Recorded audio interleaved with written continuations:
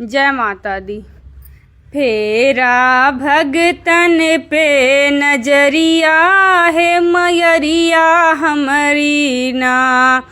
फेरा भगतन पे नजरिया है मयरिया हमारी ना।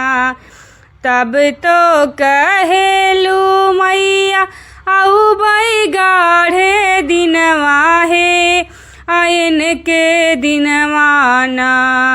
बसलू विंध्याचल पहाड़वा है आयन के दिनवाना। फेरा भगतन पे नजरिया है मयरिया हमारी ना।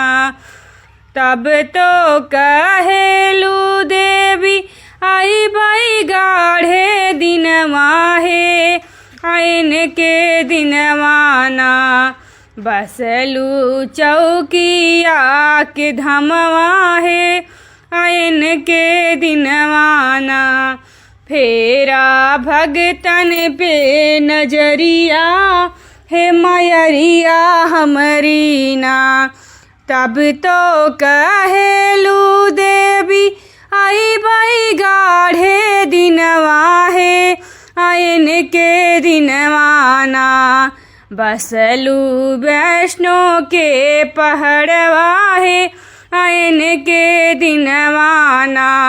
बसलू जम्मू के पहाड़वा है आयन के दिनवाना। फेरा भगतन पे नजरिया है मयरिया हमारी ना। तब तो कहेलू देवी आई बई गाढ़े दिनवा है आयन के दिनवाना। बसलू मैहर के पहाड़वा है आयन के दिनवाना। फेरा भगतन पे नजरिया है मयरिया हमारी ना। तब तो कहेलू देवी आऊ बई गाढ़े दिनवा है आयन के दिनवाना। बसलू बम्बा देवी के थनवा है आयन के दिनवाना। फेरा भगतन पे नजरिया है मयरिया हमारी ना। फेरा भगतन पे नजरिया है मयरिया हमारी ना।